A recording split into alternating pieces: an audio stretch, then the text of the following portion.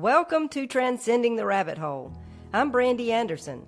I'm a spiritual director and Jungian coach on an ever-winding contemplative path of becoming. I'm the author of Through the Veil, A Glimpse into the Afterlife, and co-host of Spectral Symposium podcast.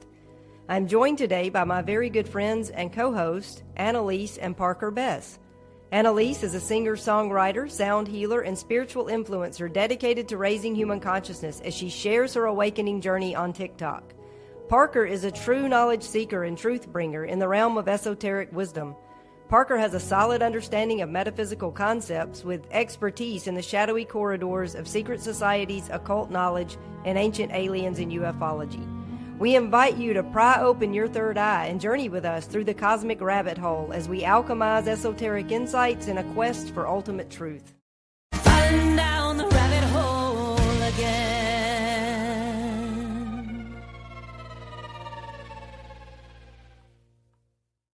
Beneath the surface of all things, behind the veil of matter, mind, and meaning, there are laws, unseen but unbreakable. In this episode, we're diving into the Kybalion, a mysterious text whispered through time by those who walk the path of initiation. Rooted in ancient Egyptian and Greek wisdom, and attributed to the enigmatic figure Hermes Trismegistus, the Kybalion reveals 7 Hermetic principles said to govern everything from galaxies to thoughts, from creation to consciousness. What if reality isn't random? What if your inner world shapes the outer? What if the universe is quite literally a mind? Join us as we explore the sacred geometry of the soul, the rhythm behind chaos, and the hidden architecture of existence. This isn't just philosophy, it's esoteric physics for the spiritually awake. Let's descend through symbols and surface with insight as we begin decoding the cosmic laws that echo through every layer of reality. Welcome to Transcending the Rabbit Hole. Annelise and Parker, it's a privilege to transcend this rabbit hole with you guys. Thank you, Brandy. Great to be here. Yes, it's great to be here. Yeah, and you're back on separate screens, so We are. Yes. We are. We got that. Yeah. We got that Starlink out here. Got them fixing us up out here in the country. Yeah. yeah, that's what I use Starlink because I'm too far. You'd have to pipe in sunlight where I live, so the internet was terrible, so I had to invest in Starlink, and it works pretty well out here. Yeah, exactly. We had to get the little mesh node or whatever it's called, the extra router that acts as the extender for the internet, and it's working pretty good, I think, so far. So back out here in the podcast shed. Yeah. Well, speaking of podcast shed, I know you've got a big project in there, and it made me think of a great little icebreaker for us today, which if you don't know, Brandy and Parker are probably dreading because they are like, what'd you say, Brandy? Y'all are probably 5s. I know you're a 5 on the Enneagram. Mm-hmm. Parker's a probably 5, and I'm a probably not. So I get a kick out of these little icebreakers that we used to do like in Sunday school. But mine will not be as cringe for y'all, I hope. So my icebreaker is, since your spiritual awakening, your definition of fun might have changed. I know it's that way for a lot of people, where maybe back in the old days, you found fun through, alcohol, parties, material world, but now fun looks a little different to you. Fun looks like spiritual deep dives and inner world projects, just really getting to know more of your own soul. So my question is, this summer, now that we're kicking off summer, what will you do for fun versus maybe what you would have done before? Who would like to step up to the plate first? I'll go first, I guess. Yeah, I was going to say, Parker, I'll let you take this one. Yeah, so, I guess how it used to go, probably, I would say like 5 years ago, because this has been a steady thing, and I've kind of changed a lot in about 4 years. But 5 years ago, it would have been, probably like waking up late, cracking a beer open, having a good time, just minding my own business, just chilling, but we did go out on the lake a good bit, with my family used to do all that kind of stuff. But now, since this spiritual awakening, or maybe just getting older, I don't really know, but now I've just probably just come out to the sound shed and work on, or this podcast shed, and just work on it, and hopefully get it ready for some more episodes. I'm not really looking to do much with people, or Yeah, What I hear just you kind of saying is solitude. you're gonna tinker in your shed this summer and get it looking good. I think that's a great version of fun for a Yeah. spiritual man in his 30s. I love it. Yeah, Um, exactly. Yeah. Stay out of let's Yeah. trouble. see, Brandy, what are you thinking this summer? Yeah, well, not much has really changed for me. I've always been very introverted, and so I really, if not for my extroverted husband, I probably wouldn't go anywhere or do much of anything ever before or after the spiritual awakening. The only thing that has changed maybe is what I'm reading. Like I'm one of those that I'm always reading and studying and thinking, and always been introverted and like my alone time. So really, I've just shifted focus. I used to be really into playing poker. And so Yeah. I probably would have, been spending time doing things like that. Whereas now I've shifted into more spiritual things as far as the things I would read or whatever. But yeah, my life pretty much doesn't look much different than it did before my awakening. Yeah. Yeah.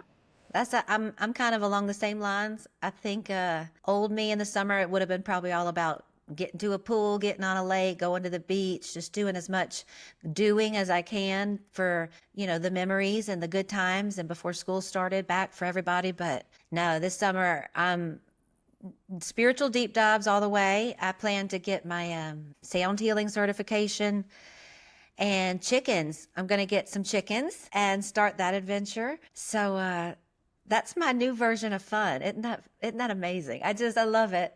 Yeah. I love it. So I yeah, like the way you well, use those words like that about just trying. That's what I should have said. Like instead of trying to just pack it in, just do as much as you possibly can. It's more or less just like just yeah, be just by switch to yourself. being. Just Yeah. being. This summer, I want to be and I want to create what comes to my mind and just have a good old time with our kids and chilling and just loving life. So slowing down a lot since that spiritual awakening. Well, anyway, we can get into the juicy stuff here. That really tickled me because although I had to step away from our organized church practice for a while, um, I miss the community and the hearing like other people's little inner chatter sometimes. So thank you very much. Yeah. So we're going to be talking about the Kybalion today, which is super fascinating. And I thought a good place to start would be to explain what is the Kybalion. And it's a mystical text first published in 1908 by three anonymous authors under the pseudonym The Three Initiates. It presents itself as a modern transmission of ancient Hermetic wisdom. It contains spiritual and philosophical teachings said to come from the ancient Egyptian sage Hermes Trismegistus.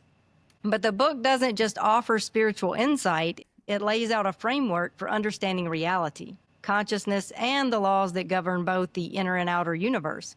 It's often considered an esoteric manual for mastering mental alchemy, a manual for transforming the mind to align with higher truth. Hermes Trismegistus, thrice great Hermes, is what he's sometimes referred to, is a legendary figure revered in Hermetic tradition as a primordial teacher, a mystical archetype representing divine intelligence and the bearer of sacred knowledge. Parker has shared before about Hermes and probably knows a lot more about his origins than I do, but the material attributed to Hermes is packed with timeless wisdom. And today we're focusing on the teachings of the Kybalion, which offer a map for conscious living. They're tools for transformation, self-mastery, and understanding the divine architecture of the universe.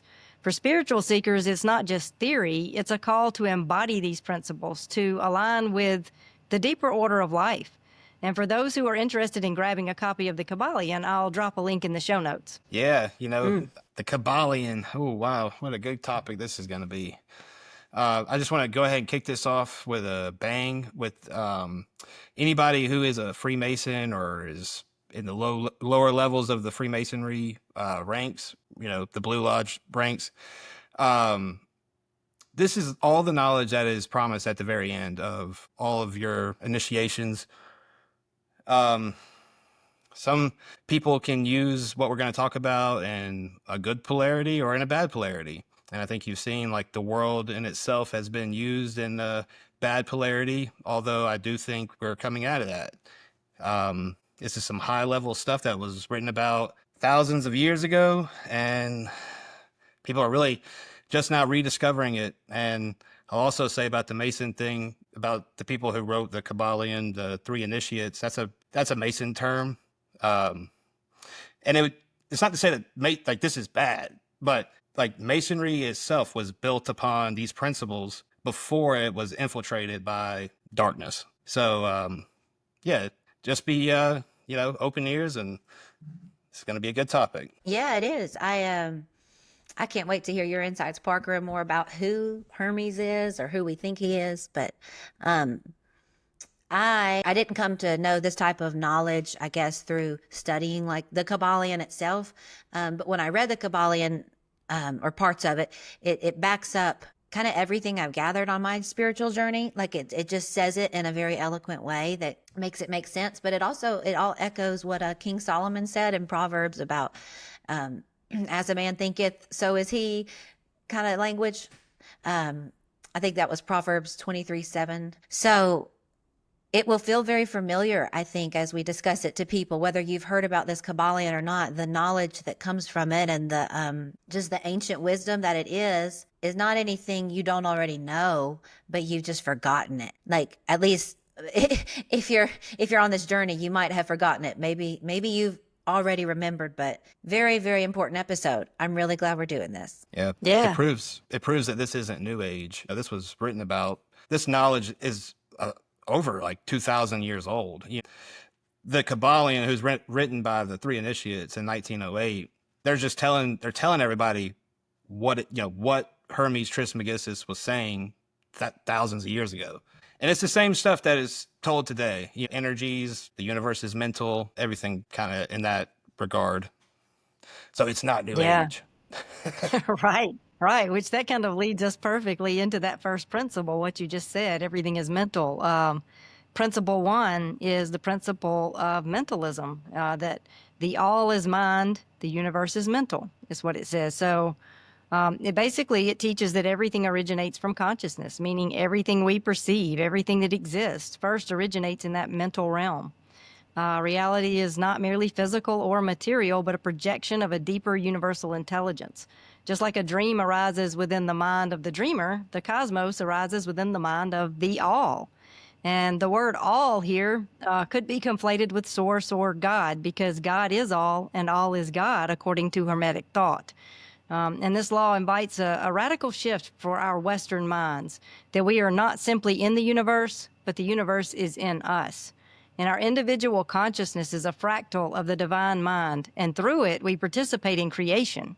And just as we were saying last week, manifestation isn't about forcing reality to change. It's about attuning our inner world so that reality reflects it, as within, so without. And I also mentioned this in our last episode, but it's worth repeating here. Analytic idealism and philosophical thought says the same exact thing. Consciousness is the fundamental fabric of reality, and what we call matter is simply experience from a different perspective. In other words, your inner world isn't separate from the outer world. It's the point of origin. Everything that exists is a projection of the divine mind. Yeah, that's right, Brandy. The all is mental. The universe is mental. It kind of goes back to what we were saying in all of our other podcasts of, if you can tune in to just a different frequency, or just tune into a frequency, what you are tuning into mentally is what you're projecting. That's your universe. So the all is mental, the all is mind. That's what that means, is how you think, your thoughts, what you can control. All you can control is your thoughts, right? So if you're controlling your thoughts in a good way or in a positive way, that's the kind of universe you'll see. And it's like blinders for every single person. Like Brandy's personal filters, like her personal conscious filters are different than mine or than Annelise's. And her universe is different than my universe, although we are experiencing certain things the same, although a little bit different. As in what we were saying about, we could look at a tree and perceive it a little bit differently. The universe is mental to each individual person. Yeah, I agree. I was thinking about it earlier today. I was taking a hike through our property and looking around, just thinking, gosh, how beautiful, how beautiful, how beautiful. And I felt feeling just very overjoyed to get to see something so beautiful. And then I remembered, like, It's when we focus on the beautiful things that God, universe, whatever language you prefer, brings us more beautiful things to look at. Or like that t-shirt I wore the other day, it said, focus on the good and the good gets better. So what you focus on with your awareness, your mind, really will determine your reality. So you focus on the negative, you're building your reality with negative framework. You focus on the positive, you're building your reality with positive framework. So you're going to get two totally different worlds based on where your mind is focused. And I know that's hard. You know, it's a lot easier to let your circumstances determine where your mind's at. But growing up as a kid, my dad, especially my grandmother, were very adamant to teach me gratitude, even when your circumstances aren't great. And that used to frustrate me. I'm like, why? Like this, whatever the situation is, this stinks. Like, why would I thank God for this? And they would tell me, you know, you're not thanking God like, thank you for this misery, but thank you for this opportunity to learn and grow and what you're going to do with it and the good that comes from it. So yeah, even all throughout the Bible, we're taught about the principle of mind with the gratitude and that just really being the attitude of gratitude. It will change your life. So I'd recommend a gratitude journal if anybody is like kind of looking to get into that practice. Having to write something down every day, even on your crummiest days, is a really great way to start programming your mind in the right direction. Yeah. Yeah, I love that. And what was coming up for me when you said that, gratitude itself is a little bit short-sighted in the sense that, like you were saying, it's frustrating to think, should I be grateful for this terrible, awful suffering that, and you just can't. I mean, you can't conjure up gratefulness for something that is so awful that's making you so miserable. So for me, it was a shift away from gratitude and into appreciation. And that vibrates higher than gratitude anyway. So, but you can appreciate something even if you're not grateful for it. You can appreciate that this difficulty is there to teach you a lesson. It's another growth opportunity. And so while I might not be grateful for my circumstances in the moment, I appreciate that I'm learning and I'm growing and I'm evolving through it. So that little shift right there helped me tremendously. And also I thought it would be important to maybe mention, we can conceptualize the fact that all is mind. I mean, this principle, we can conceptualize it, but that's different from embodying it. That's different from it being our lived experience. And so it really is about going beyond the mind, transcending thought, and dropping into a place where we embody it, where it is our lived reality. Oh, yeah. Yeah, like in meditation, when you can get to a spot where you forget that you're a you, or like you forget that you're a Brandy, I'm Annelise. And Yeah. you just get to that spot where you're purely aware, just loving awareness, pure loving awareness with no name, no identity. That's Yeah. when you can hear what we'd call the voice of God or what we'd call the Holy Spirit. Is Right. when we go Because beyond the mind. Yeah. Yeah, because if we conceptualize it, we may say, oh, yes, we are all one, but then we live our lives as though we are all separate.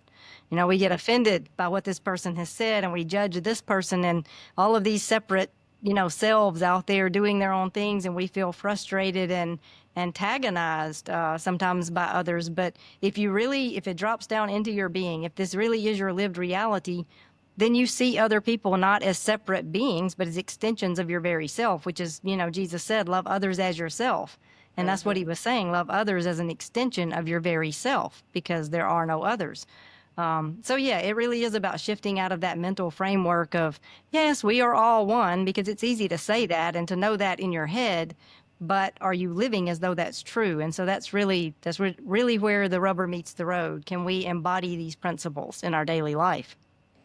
That's right.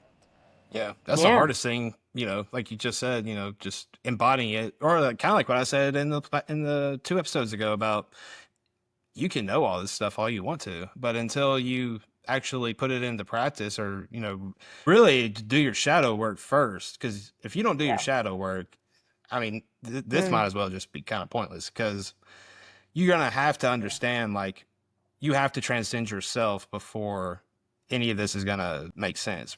It fully, I mean, all is one. Definitely. Well, I mean, yeah, that it's very true, but you have to see that you have to go within, heal yourself, then you can see everybody else as like for what they are, not Yeah. not like, oh, I blah blah blah blah, or whatever, just you know what Yeah. I'm saying. Yeah, totally, because it's a state of existence that, these principles just flow out of. It's a way of being that just is kind of like the Sermon on the Mount.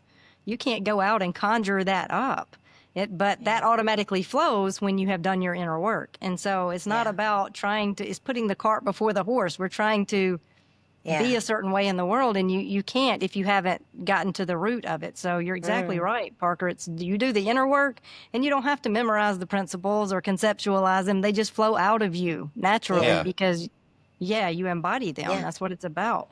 Because you tap into that living water, that source of living water that Jesus always called it. Once you tap in, you're just a faucet. Like you get in your flow, you get in your meditative state or whatever you want to call it, your presence, and finally somebody can talk through you that because you step out of the way, like the little idiot box in your head that never stops chattering goes away when you do what we're calling shadow work, or just really just go meditate and pray for a while, and you'll find the shadows to work on. They're not hiding that deep down, but I mean some are, but I was telling our son this afternoon. We spent all day together, and Parker got back from doing some work, and I said, I'm going to go back. I'm going to go down and have a little meditation time. And he said, oh, can I go with you? Can I go with you? Can I go with you?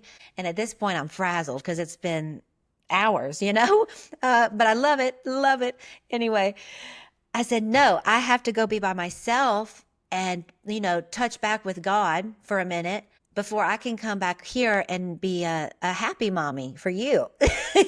Because if I don't get that time to meditate, I can be a grouchy mommy. And he said, well, I get it. He said, so it's kind of like you need to go be alone and recharge yourself to come back and be with others. And I said, exactly. Yeah.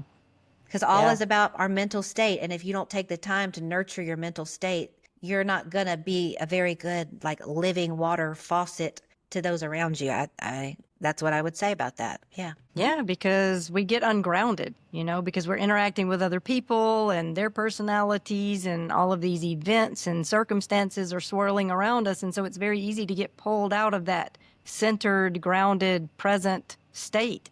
And so it certainly is important to recenter yourself, reground yourself so that you're living from there instead of just, in your head, conceptualizing and spinning those thoughts. So yeah, and it's really cool that you're teaching your kids that from an early age. Most people don't get on the awakening journey until their kids are grown or close to grown, and so it's really cool to see you with little ones, and you're able to just instill these principles into them at such an early age. It'll be invaluable as they move forward in life.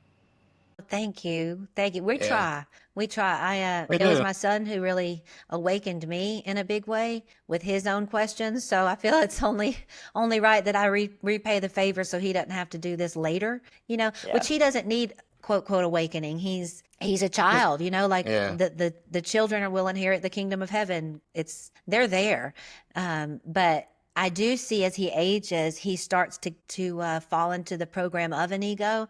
And I keep reminding him, hey, that's not you.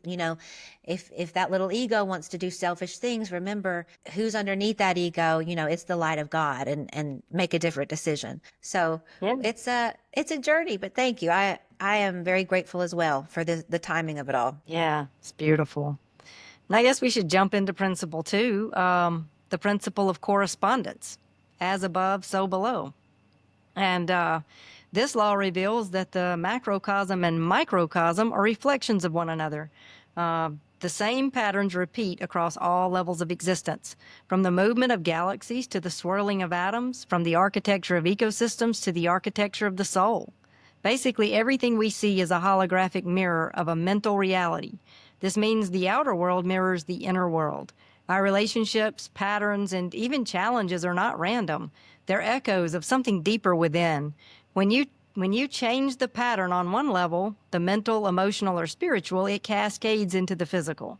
In modern terms, this principle is mirrored in holographic theory, where each part contains the whole.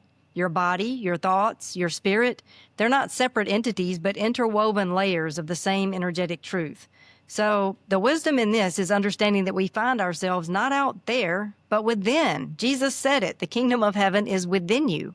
And when we get lost in the chaos of this external world, this Hermetic principle reminds us to go inward, to heal within, and the outer shift will come. I've been thinking about astrology a lot recently, and I had a reading that was pretty profound, and it caused me to reflect on the power of our natal charts.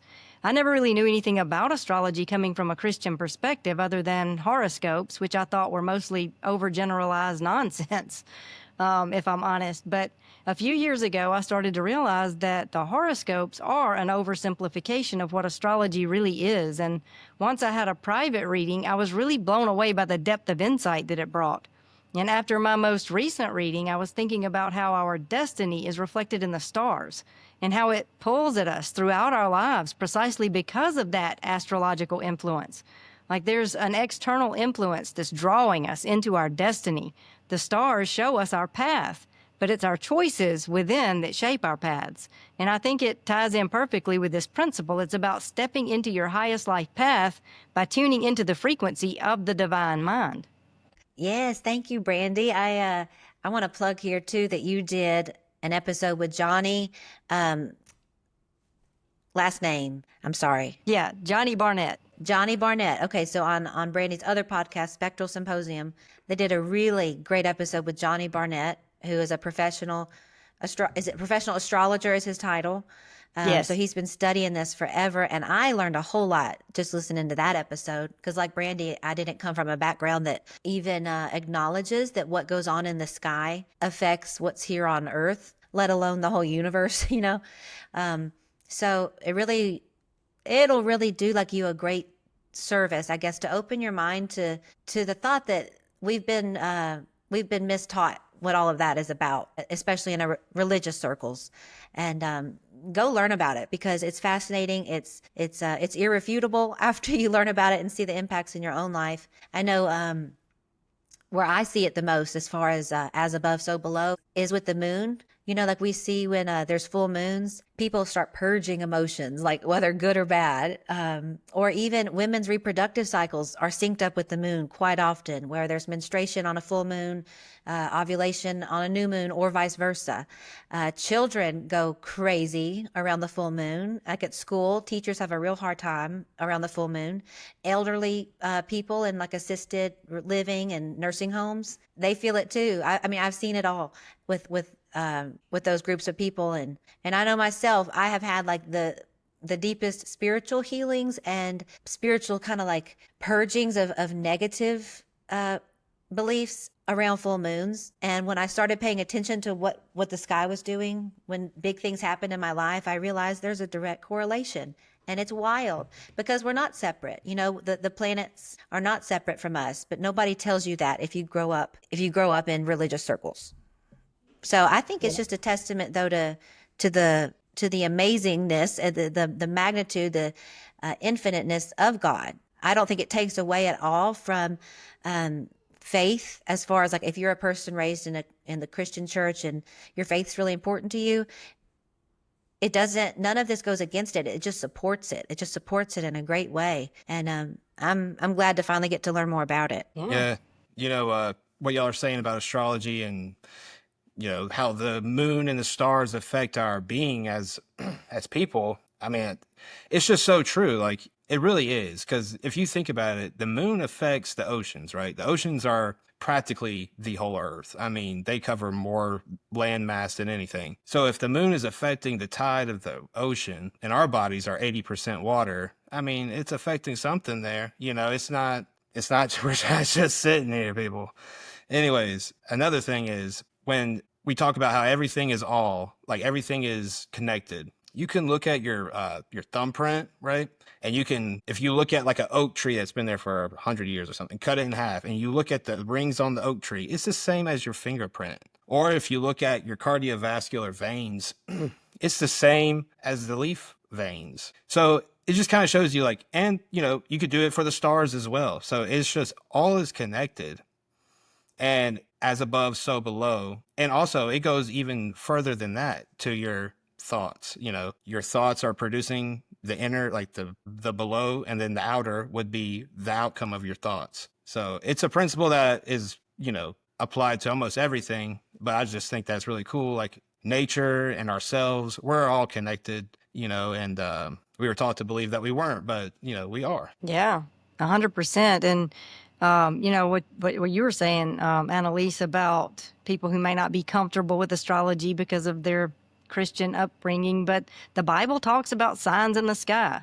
Yeah. Where it was astrologers who knew where to find baby Jesus. And so That's right. astrology is baked into it. It's just been sanitized away, glossed over completely in the church. But one thing that was really cool in my chart, all of my life, I'm one of those people, I feel like I didn't really find my calling or my purpose early on. Some people know from the jump what they want to do, and they set out and they do it. But I've always felt like there's something I'm supposed to be doing. I'm not sure what. And you have this inner angst about it, so to speak, like which direction? What is it? What's for me? And I didn't even have my awakening, until 2014. And so but when I got my reading, there was something that he was showing me in my chart, and he said, this is a once in a lifetime event. It's coming up. Like it hadn't even happened yet.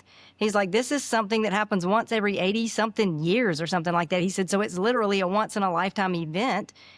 And the timing of it in my chart, I mean, and the way it has unfolded since he told me that, which was, over a year, 2 years, whatever, it's been a while now.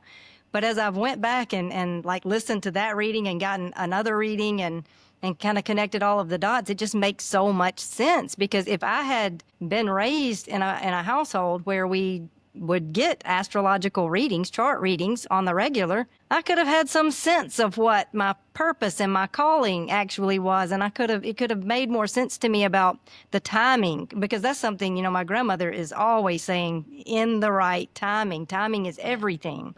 And so, I would have been able to kind of sit with some peace, knowing that in the right timing, everything is going to unfold just the way that it needs to. So no need to feel that angst about trying to figure everything out. So that, I just thought it was, I thought it was really cool. And I wish that I had gotten a reading years earlier.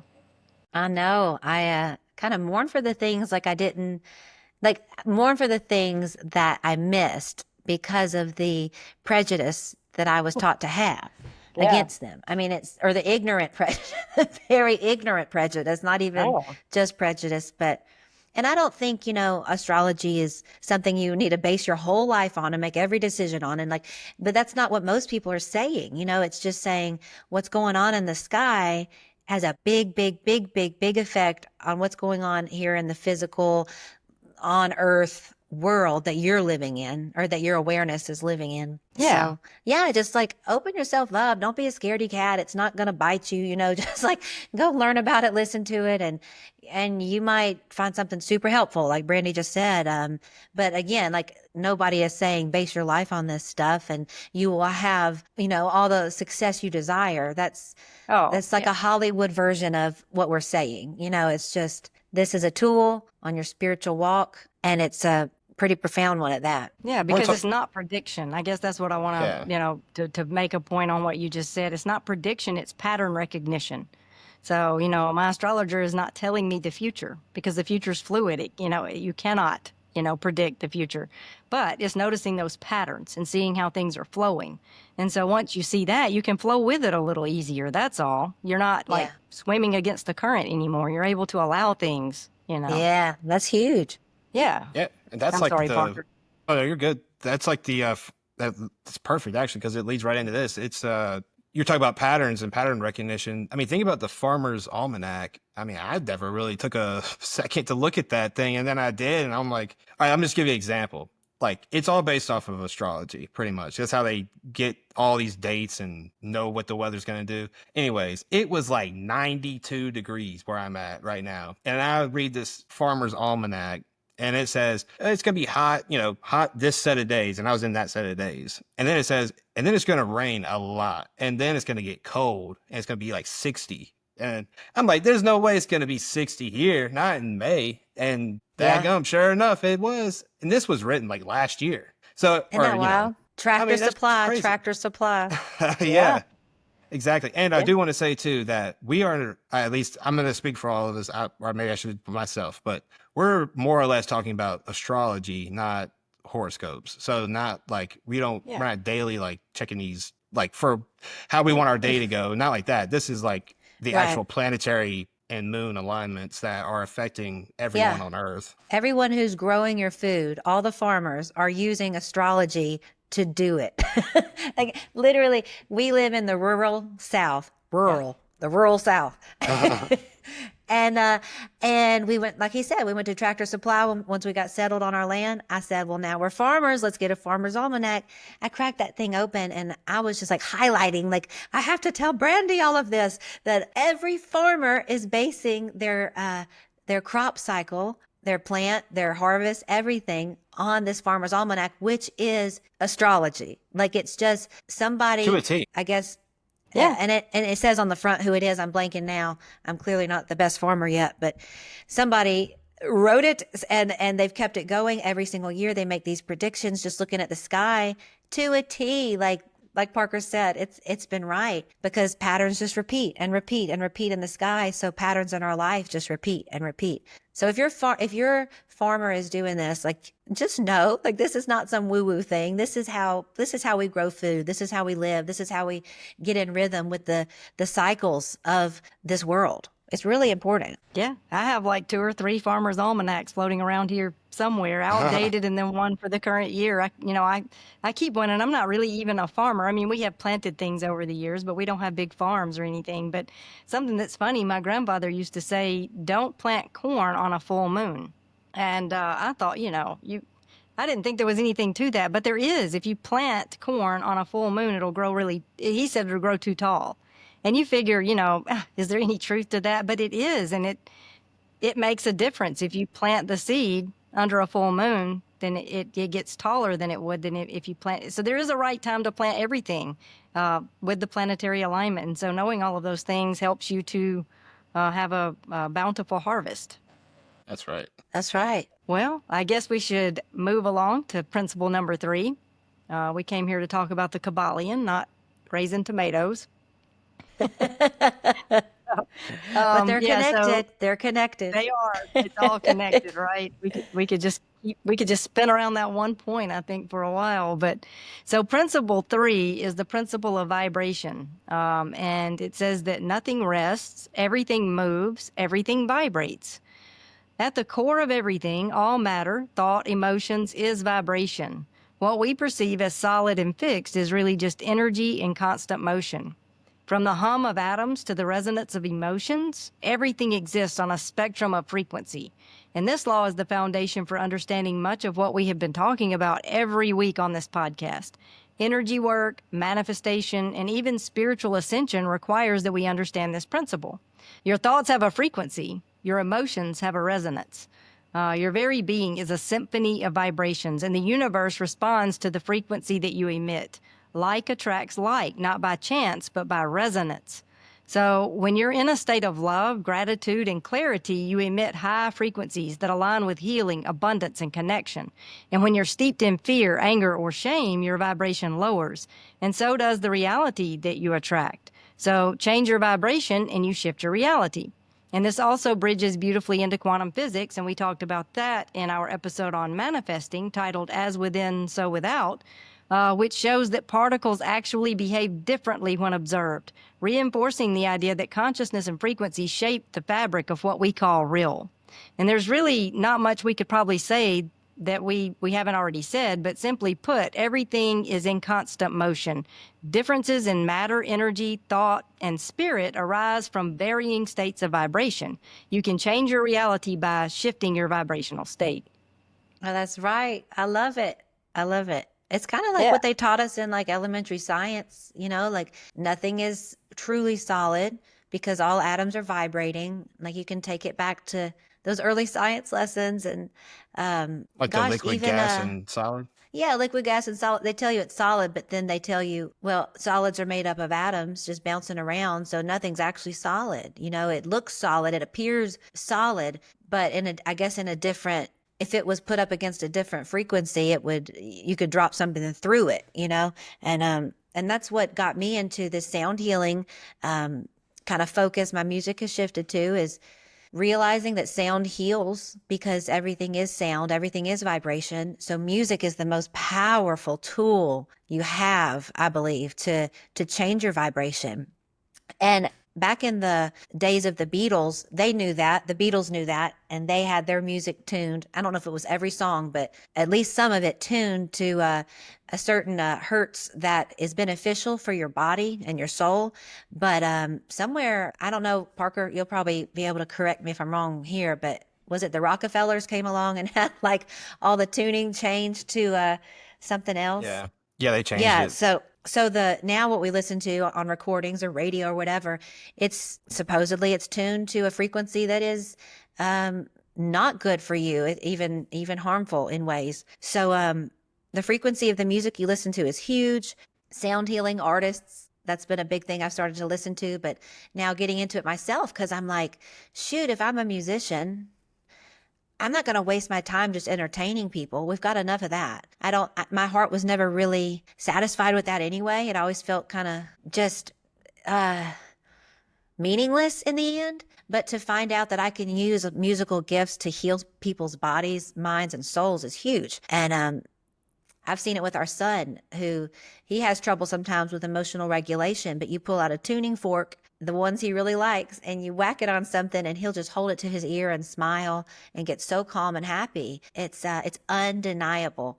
And that's why like crystals work too, because crystals help improve the vibration around you if you have them with you. They're like conductors of vibration. And Brandy, I bet could, expound on this better than I could, but I know like ultrasounds use crystals to give the images we see of our babies and our bones, and watches use crystals to make them go tick tock, and yeah, and now we know to use crystals to help our bodies, minds, and souls be regulated and healed. Yeah, they're the fastest vibrating thing on Earth right now, as in like a solid structure. They're considered like crystals are considered like geometrically structured perfectly of atoms, and like so you have like a crystal, like one of those crystal obelisks or whatever, that it's vibrating so high that that's why it has healing properties and is able to help boost moods, or that's why they have different crystals for different things, because they're each vibrating so highly that that's what your body is trying to get to vibrate, at that same spot the crystal is. And that's a healing property when it does something like that. And the Rockefellers did change the tuning of music, Mozart, all that stuff. That's why people love that stuff, and it makes them feel calm because it is in the I can't give you the exact hertz. You can look this up, but it's in a healing 432. That's the frequency of God.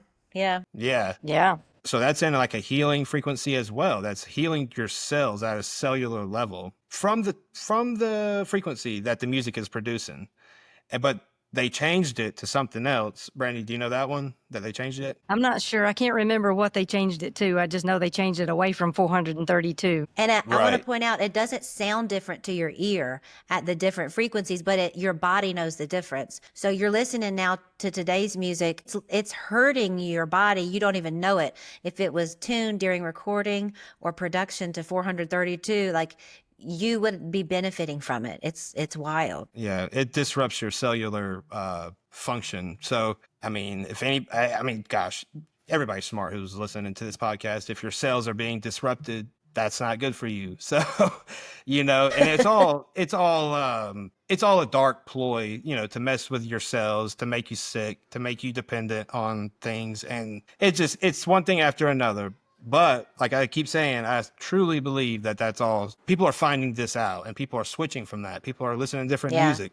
People are using sound healing, like Annelise said, to heal things. People are like, what is sound? That is so weird. It's like, oh my no, gosh. It's really not. It actually kills cancer, kills parasites, and it's proven, So it does Literally a whole lot. Literally kills cancer. I had a neighbor ask me, what are you doing with your music these days? And I said, oh, I'm super excited about it. I'm kind of setting the whole like honky tonk bar performance scene to the side, and I'm doing sound healing or sound therapy. And she looked at me like, what what is that devil practice you just mentioned? Like, it was the weirdest look. And I went in to explain to her what it was, and it didn't seem to make her understand, but it trying to convey sound healing is just using high frequency tones to heal the body, mind, and spirit, which is what the most ancients of peoples did. So, hey, stay tuned. I'm getting certified, and I want to be your next top sound healer. So I can't wait to start sharing stuff like that. I'm so excited about that too, because I'm going to be your first client. Yes, I Yeah. love that. Yeah, and I just want to say on Spotify, you can go and make a playlist of 432 hertz songs. I have a playlist of such that there are ones that are already on there, and you can draw songs off of those that you like. Whether it be classical music or even rock, different rock tunes. Like Annelise was saying, the Beatles, a lot of their songs are 432 hertz, which is right up my alley. I love the Beatles. Yeah, so what we do listen to matters. So, yeah, I would just encourage everyone to be mindful about what we ingest on every level, because everything has a frequency. You mentioned crystals, the frequency associated with those, but also essential oils. There are certain oils that vibrate higher than others, like frankincense would be a higher vibrating oil. Certain incense that we burn, again, frankincense or white copal, things like that. When you burn that, it's a higher frequency, and so it cleanses the energy around you. So yeah, I mean, everything is energy. And once you realize that, you just live your whole life in a whole different kind of way. That's right. Absolutely. Just as we're on the topic of sound, I don't know if anybody's ever seen the experiment with the vibration plate, I guess you would call it, and the sand that goes on top of it. And when you tune it to like a certain frequency and it's like vibrating the sand, it makes geometrical shapes Yeah. that like prove like you were saying in the intro, like this reality is built upon a sacred geometry. Yeah. Yeah. And the vibrations, and at least we're just talking about, it just proves that everything is connected. Vibrations, sound, frequencies, all that stuff. Yeah. Hey, during my psilocybin experience, I got to see with my vision what this whole everything is vibration thing is really like, which was super trippy. I was at this point in my experience, I was lying in my bedroom looking at kind of the sunbeams coming in through the windows, and everything was super vibrant. But then I noticed the ether, I could like see the ethers would move. I had this nice spa music playing, kind of just soothing music was playing on my Alexa or whatever I had. And the ether that for some reason now I could see it, it was like a grid in front of my face. It moved with the music. So when the melody was uplifting and bright, the ether, which looked sort of like a spiderweb grid right in front of my face, it would flow with the bright music. Now, if the music went a little minor key, a little darker, it would start flowing in a whole different way, making all different shapes, but I could see it right there. And I got the message in my mind or my spirit said, that's reality. When you listen to music, that's what it's doing to you. You're not just listening. You're not just separated from it. When you listen to low frequency or low vibe music, you are becoming that frequency. Your literal cells are now vibrating at that frequency, and it will make you sick and you don't even know it. But also vice versa. Like, the good news is when you listen to that high vibe stuff, it's changing you, it's healing you, it's making you literally become a different creation. So like the music you listen, and that's why I grew up hearing that Satan or Lucifer was called the angel of music. I wonder if there's a connection in there, because music is the doorway to higher consciousness in a great big way, or lower consciousness. Yeah, because I mean, I believe everything is musical, or everything is vibration, and the idea that creation is spoken into existence. The word, the logos, or the word Om. Is a vibration. It's a word. It's spoken, and so I think everything is based on that principle, truly. And kind of moving on from there, the next principle that we're going to talk about, the principle of polarity. I think this kind of gets into another dynamic that's really important, that people often, get a little bit twisted, especially in a Christian perspective. You mentioned Lucifer, Satan, but everything is dual. Everything has poles. Everything has its pair of opposites. That's the principle. That's principle 4. And All things have two sides, light and dark, hot and cold, love and hate. So these are not separate forces, but extremes of the same continuum. And this law invites us into a paradigm shift where we begin to see that shadow is not the enemy of light, but its complement. Light and dark are not opposites, they're simply two sides of the same coin.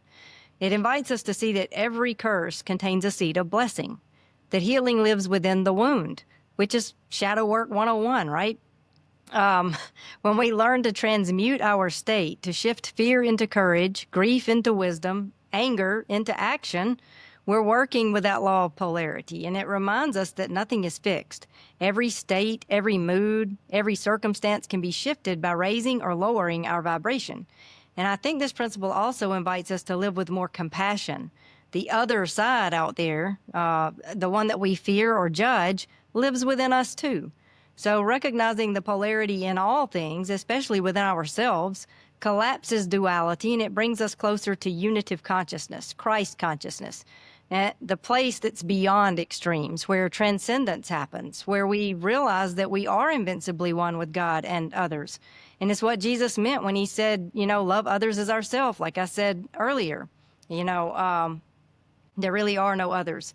And in quantum or psychological terms, this law resonates with integration, which is the Jungian idea that wholeness comes not from eliminating opposites, but from holding that tension of opposites with love and compassion. Yeah, I love that. It's I think it's in the Kybalion that it says something along the lines of, really there's no such thing as heat. It's or as cold, because cold is just lack of heat, and heat is just Like a cold. lack of Yeah. cold. So there's not just there's not hot and cold, or there's not light and dark. Dark is just lack of light, and light is just lack of darkness. So it really changes how you think about reality, and I think helps you hold it with a lot more grace. Yeah. And to really realize things aren't black and white. Nothing is. Yeah. Yeah, in the Kybalion, it talks about, like Annelise just said, hot and cold are the same. They just are different polarities. Well, that's the same for everything. And in the Kybalion, it says there's always two sides to one story. There's never one story. There's never one right side or one wrong side. There is two different sides of that encounter or that story or whatever. So that means that if you think, like, I don't know, we'll just break it down into simplistic terms. Like, if we're having an argument, right, I'm going to think my way is the right way, and you're going to think your way is the right way. And it's, there's two sides to the same story is what the Kybalion says. And I really believe that, because it's true. Nothing is black and white. Hot and cold don't exist. They're just the opposites of each other. They're the one same thing, just one is without the cold and one is without the heat. Yeah. And that's how it is with light and dark, and ascension and descension. Like, you cannot ascend without without having that awakening moment of being descended. Pretty much everybody knows that when you awaken, you're more than likely in that lower spot, because you've had to do shadow work to get out of that spot. So, everything is a polarity here. And we've been saying that on this podcast every single episode. Polarity, polarity, polarity. Well, here it is in the Kybalion, the Hermetic principles. And this is ancient knowledge, so this was written thousands of years ago. Yeah. Yeah. It made me think of how, like, there's not good and bad people or good and bad things. That's a spectrum too. Everything has aspects of good and bad to it. Yeah. Because Yeah. there is no hot without cold. There is no tall without short, right? I mean, there wouldn't be a tall if there wasn't a short. And there really, those two things don't actually exist separate from one another. They're just 2 points on the same continuum. And when we begin to see this and how it's reflected in the church, which you mentioned Lucifer, and I thought that brought us into this point nicely, because in the church, good and evil is so clearly distinguished in the point that, press into the light and repress the evil. And when you do that from a psychological standpoint, you are actually repressing part of yourself, because we are all both good and bad. We are all a mixed bag. And so the point of doing your inner work and coming into alignment is to hold that tension of opposites, to see that we are both good and bad, and to be able to like stand in the middle of that balance like a seesaw. And we talked about this in our shadow work episode, but it's when we repress the evil, when we try to root it out, and just like, oh, I'm not going to have I don't want any darkness in myself. I want to just press into the light, press into the light. When we do that, we're suppressing that shadow self, and it's going to rear its ugly head in horrible ways because it doesn't go anywhere. It stays beneath the surface, just collecting steam, collecting energy. And it pops out when we least expect it, and in terrible manifestations in our lives. So yeah, it's totally about seeing that this world of duality that we're in, that's just the nature of everything. Everything is just 2 points on one continuum, and you have to just hold that tension of opposites perpetually. Yeah. Yeah. It made me think of, and this might kind of tie into the principle of gender, but how, you look at any man or any woman or multiple men, multiple women, not everybody's the same level of masculine or feminine as the next person. It's definitely like a scale that you can hold within your own energy, like where one day maybe I seem a little more active, a little more like, I don't know, leaning like towards a masculine energy. And I'm not talking about physical anything right now. I'm talking about the energy we each have, where even that like is hard to nail down, and I know we'll dig more into that soon, but yeah, it just made me think of that, how even that is on a shifting pole. Yeah,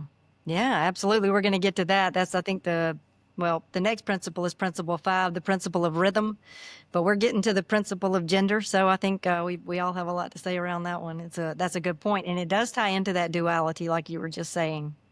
Yeah. But the principle of rhythm just says that everything flows out and in. Everything has its tides. So this law reveals that all of life moves in cycles. It's the inhale and exhale of existence, day and night, growth and decay, expansion and contraction. Nothing stays still, and nothing lasts forever. Not joy, not sorrow, not success, not struggle. And understanding this law helps us to stop resisting the ebb and flow of life. In a culture that's obsessed with constant growth and unending positivity, Hermetic wisdom teaches us that contraction is sacred. I mean, rest is divine. The winter of the soul is not a failure, but a necessary pause before the bloom. And if you can surrender to the rhythm rather than fight it, you begin to surf life's waves rather than drown in them. And so the swing of the pendulum is natural, I would say, and fighting it is futile and exhausting. When you know that the downward swing is temporary, you can hold your center. So this is the art of transmutation, mastering your emotional and energetic rhythm so that you don't get swept away by external shifts. Think of it as spiritual surfing. The universe has its tides, and the goal is not to control the ocean, but to ride it with presence and trust and timing. Yeah, like Brandy was just saying, like everything is in cycles. And with that being the case, time is not a linear thing. Time is a circle. Because if it's a cycle, that means we're going from here and then we're going back around and we're going to end up at the same point again. Time is not a straight line. And we've talked about that as well in the multi-dimensional podcast. But yes, everything is in a cycle. And like Brandy was saying with the emotions, it doesn't matter if you're the happiest person in the world, you will eventually feel the need to just rest, to come down and just rest your soul. Because it's a cycle, like it's a contraction of the ebb and flow of life. And that's what we've been saying as well, is just ride the wave. If you've been in the ocean before, like you try to fight the waves or you try to fight an undercurrent, it's like the hardest thing to do. So, and that's what your life is sometimes when you're trying to fight against what the universe is trying to do for you, or maybe just trying to control something so much that you're getting sick from it. Everybody else around you is getting sick because you're just constantly just beating the waves, going against it, when you should just be like a lazy river, just getting like flow down the river, So I think that's really interesting about the cycles, and that's like on civilizations on cycles. Everything is on a cycle. Women, everything is on a cycle. Plants, everything. Yeah, totally. And I'm reminded every year as we are approaching winter solstice, I'm always reflecting on the fact that we live in this world where no one wants to winter. Like no one wants to withdraw and hibernate. And and go within. But all of nature does it, and so we're the only creatures out there just pushing through, trying to be productive in a time when we should be, stopping and reflecting. And so, yeah, I think it's a really important principle. But I guess we should move on to principle 6, which is the principle of cause and effect. Every cause has its effect. Every effect has its cause. And this law reveals that nothing in the universe is random, not even the moments we label as coincidence or fate. Every ripple in reality has an origin point, even if it's invisible to us. And this means that we're not victims of circumstance, but participants in a vast web of causality and potentially conscious originators of it.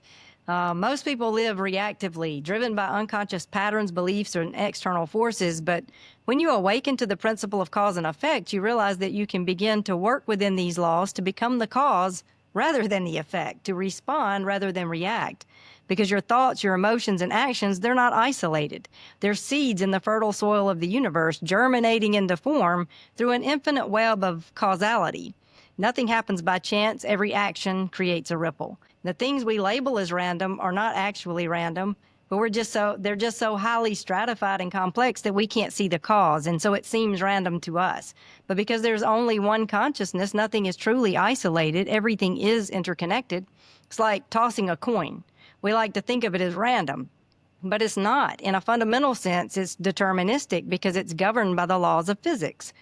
But if you had perfect knowledge of all the variables, like the angle of the flick, the force that was applied to it, the wind, the air pressure, the gravity, all of those things, you could predict the outcome of every coin toss with near perfect accuracy. Yes. That makes me think of even the Bible said, what a man soweth, so shall he reapeth. Yeah, This is how plants do. It's how we do. It's how everything does. absolutely. Yeah. Yeah. I think this ties in with another past podcast we've done about karma. The cause and effects, just in a greater scale, I guess, the karma, but, and also in the multiple realities podcast we just recorded as well. Like, one effect is different than the other, but it's in a totally different parallel reality. Yeah. I just, Yeah. there's just so many stuff that's like connecting, in my head. It's just like, Yeah. Yeah. And Annelise already mentioned it, but the principle number 7 is the principle of gender. And gender is in everything. Everything has its masculine and feminine principles. That's the 7th law. So we touched on this a little bit last week too, but this is really important principle that is largely overlooked in the Western world. Gender is not merely about biology or sex. It's the sacred polarity through which all creation occurs. And notice in Scripture that God is described using both masculine and feminine language at times, although it's predominantly masculine. But God is metaphorically described as a mother nursing a child or as the one who gives birth to humanity. So God is not a man or a woman. God transcends gender entirely by being a perfect integration of both masculine and feminine energy. And it's important to realize that the masculine and feminine principles are cosmic forces that exist in all things, in atoms, galaxies, thoughts, emotions. They are complementary energies, not opposites. And together they are the engine of manifestation. Yes. It made me think, about God being a man or a woman. He's neither. We say he, but I think it was my son the other day asked me, yeah, I know he's not a man or a woman, but if he were, which would he be? And he and I both agreed, probably a woman, because, creating, birthing, making people, like we know God transcends gender, but I see a lot of feminine energy, in the spirit of God, but there's both. Like you said, it's not feminine, masculine. There's both. It's a spectrum. And I think it's important to recognize both, and within ourselves too. Like I was saying earlier, like whether you're a woman or a man, you're not going to be all masculine or all feminine all day, every day. You ebb and flow. Like, okay, I'm looking at Parker right now thinking when he's with our children, he taps into his nurturing, sweet side, more of that feminine energy. But if he is dealing with, like when we first got married, dealing with truckers on the docks. He's not in any kind of feminine energy. Like he's full on having to battle these guys trying to get through the port, cussing him out, you know? So, yeah, it's been real helpful for me to learn recently that not everything is fixed in our energetic gender, so to speak, either. Yeah, and in the Kybalion, it talks about how the perfect person is the person who can master being in the middle of the divine feminine and the divine masculine. And there's some symbols that represent that as well. And some people call it the Star of David, but like in the esoteric sense, or really, I think in the real sense, it's the triangle that goes up is the divine masculine, and the one that goes down is the divine feminine. Yeah. And put together, that's the one they call the Star of David. But in the Kybalion, that is the perfect person. And when that happens, you activate your Merkaba. And your Merkaba is another term that was coined in the Vedas, I think it was, the Vedas. And that's like your light body, like your aura practically, that is able to connect to source or connect to other dimensions, because we are interdimensional beings. So, yeah, everything has gender, like Brandy and Annelise were saying. Even in nature, they say, like, we'll take a rock. A rock might have a very pointy end to it. Well, that would be a divine masculine property of that. Or if you look at a stone and it's rounded out, like in the river, that's a divine feminine aspect of it. So everything has its own. Everything is gender, and like it says, and it can everything. In Gnosticism, like in the Nag Hammadi, God is described with language as a woman. God, as we think of God, is called, well, really, it's a little more complicated than that. But in some ways, God is called Sophia. In other ways, God is called the Pleroma. But for the context of this comment I'm about to make, we'll say God is described as a woman a lot in the Nag Hammadi as Sophia. And it was when Sophia created without her male spiritual counterpart, this Pleroma, that we got the fallen world, that we got what some call the demiurge, which, that could be Satan, that could be Anunnaki, that could be, there's so many words we could call it. But it's when, Jehovah. it's when Yahweh, exactly. There's a lot that goes into this, but it's when she, that in their kind of retelling of creation, it's when she created just with her feminine energy and not a masculine energy, that she created this kind of a bastardized version of what should have been, and that led to a fallen world. And I think that's really interesting. And it's when she created with that masculine energy in this Nag Hammadi that we get Jesus Christ. It's so you see, like when you create without a balanced masculine feminine energy, like in esoteric traditional scripture, it leads to really bad things. So it's just an important thing to balance out, make sure you're tapped into both. Yeah, absolutely. And, I know this is a sensitive topic, but I just want to say that when we fixate on physical gender as the ultimate truth, we tether ourselves to the surface of things, like to form rather than the essence. But spiritual gender, as taught in the Hermetic tradition and echoed in sacred text all over, speaks to energetic balance, not biology. And transgender people and those who live beyond binary categories often reveal something profound, really, that the soul is not confined to flesh, and that identity is far more fluid, nuanced, and sacred than we've been taught. And true transformation comes not through rigid labels, but through integration of that masculine and feminine, that yin and that yang, basically will and intuition. So to transcend the physical is not to deny it, it's to see through it into a deeper reality. Yeah. I think, too, like you said, it is a tender topic in this day and age, especially gender and sex and like the difference and all the things. I saw a TikTok the other day, though, that really kind of spoke to my heart as I would articulate it. It was a man, a biological man who was extremely feminine. And he was saying in the video, I'm a super feminine man, and that's okay. He said, for so long I've been told if I'm a super feminine man, I need to change my physical sex to match that feminine energy within me. He said, but I'm here to tell you, no, you don't have to. You can be comfortable having whatever energy you have in your physical body. So in his case, biological man, super feminine energy, and it's gorgeous. Like he's just a gorgeous human being.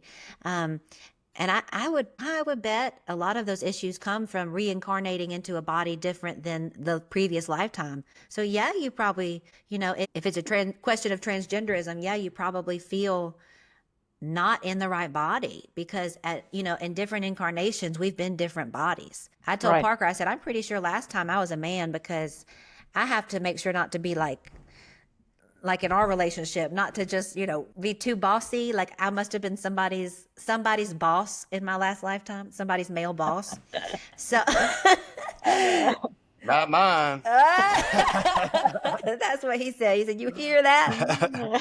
So anyway, all that just to say, I think if we as a society could understand that gender is an energetic thing and it fluctuates, you don't have to physical, spiritual, like they don't have to look alike. It's just if we could really have our spiritual health like upticked a little bit in our society, I think Yeah. that'd help a lot of things. It'd help a lot of things. Yeah, absolutely. We get so caught up in the physicality of things, the superficial aspects of everything, not just gender, but everything. And in reality, everything is so transcendent there, and yeah, if we could learn to live from those places, like you were saying, Annelise, we Yeah. would all see each other with more compassion. We would be more open and accepting. We wouldn't feel threatened by what we perceive to be as other. Yeah. So yeah. But as we come to a close in this episode, I wanted to ask you, Parker, to enlighten us. Who is Hermes? Give us some backstory on this guy. All right. So Hermes Trismegistus, he is associated in the ancient Egyptian culture as Thoth, the Egyptian god, or Thoth, however you want to say his name. Thoth is the god of wisdom and the god of knowledge and enlightenment. But in the ancient Greek culture, he's the same person as Hermes, the god of knowledge, the god of enlightenment. So essentially, they're the same person in two different cultures, and they knew this. And so I want to personally put my own input into this. He was imparting such divine knowledge and just enlightening anybody who would listen or who could listen. And that's what the Kybalion says too. People who read this book, they're either going to understand it or they're not, depending on their level of consciousness. And what he taught back in those days were the same. And now that's where the secret societies came from. They came from them holding on to that divine knowledge and not letting it out, not letting it get out of or be distorted. That's how it was at the very beginning. But anyways, Hermes Trismegistus, to me, was an otherworldly being who came to help ancient Egypt just start to progress and start to remember who they were, because at the time, Atlantis fell. And I know everybody's gonna be like Atlantis, but there was another civilization before our civilization right now. And when Atlantis fell, Egypt was the next culture that was the next, like our civilization's cradle for the most part of a massive civilization. So what happened was people or survivors, who I would say would be Hermes Trismegistus, one of the Atlantean survivors, imparted that knowledge to the Egyptians. And from there, the Egyptians to the Greek. And then we have our combined teachings called it's not what we're just talking about right now, but I forgot the name of what his teachings are actually called, but it's everything that we're describing right now in the in this. So I think he's an otherworldly being. I think he came here to help progress humanity, and it's knowledge, it's knowledge that we're finding out today. Like it's matching up to this ancient knowledge from today, and we have these computers that are proving this stuff. Now, how would somebody know all this frequencies, all this scientific stuff? How would they know this thousands of years ago? And why would it be so important that people want to keep it hidden? Yeah. Or keep it protected, but then hidden, and when it was infiltrated and they wanted to use it to make humanity into their subjects. So Yeah. Because that's my spiel on it all. Yeah. Yeah. I love that stuff. I'd agree, because the Egyptians, they tried to deify him and say he's a god, right? As humanity has often with these otherworldly beings that come to earth. They say, well, it must be God, not understanding, they don't have language for it. So it makes total sense. And the people who wrote the Bible would have come up on this ancient wisdom. The King Solomons of the world, and even Jesus would have come up on this wisdom. And this Kybalion Absolutely. is like a book of a lifetime after lifetime after lifetime of knowledge, all put into one, and we're not even taught this stuff in school. It's wild. It's wild. But Yeah, yeah. the Roman Catholic Church burned them all. We have bits and pieces, and we have writings attributed to it, but the church went and just destroyed all the teachings of Hermes Trismegistus. Yeah. Because when you just like we've been saying, once you know this stuff, you don't need a middleman. You don't need Yeah, you don't need a middleman. exactly. You're tapped into the living water. Yeah. That's right. Yeah. Laws Yeah. of the universe. I love it. Thank you. I appreciate your knowledge on all of that. And so it's just really Yeah. insightful. So thank you for sharing all of that. And like Annelise was saying, it's like these advanced intelligence beings, they would have been tapped into a higher consciousness. And so these principles are really downloaded from the ether, from that collective consciousness. And so that's why they carry such wisdom that transcends time. It's timeless. But in closing, I would just say the Hermetic principles are more than abstract truths. They're keys that open doors between the seen and the unseen, the inner and the outer, the finite and the infinite. The Kybalion isn't about escaping reality. It's about understanding how it works so that we can live with more intention and cultivate that peace and balance that we all truly desire. And as you move through life, I would encourage you to watch for these principles in action. Notice how vibration affects your mood, how polarity hides unity, and how cause and effect ripple through the choices that you're making. Awareness really is the first step, and embodiment is the journey. It's beautiful. Thank you, If Brandy. if you guys have anything else that you'd like to add? I think we've about said it all. I'm really excited to be sharing this kind of stuff with people because, like I said, I never walked through a life path that gives this information. You'd have to just spend too much time studying it. So I'm really grateful to be here with y'all, teaching with y'all, learning from y'all, experiencing with y'all, and really excited for what we're going to get into next as we take another turn down these rabbit holes. Yeah, me too. Me too. Yeah. Well, thank you all for joining us for this episode of Transcending the Rabbit Hole. As always, cosmic blessings and peace.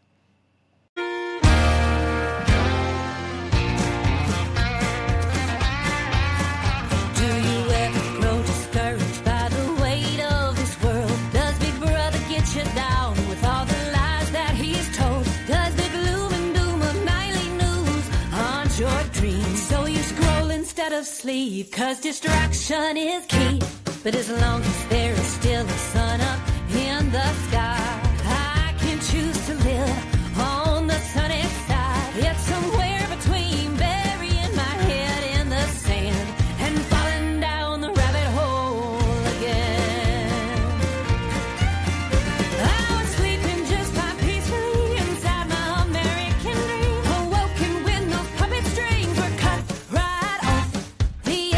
You can't ignore, share it, call you misinformed. I know the truth, but trying not to lose my mind. I'm somewhere between burying my head in the sand and falling down the rabbit hole again. It takes a worried man to sing a worried song, and the state of humankind had me humming alone. Hello, common sense, I'm convinced we've lost our way. To the system, now there's power to reclaim. But as long as there's a heart beating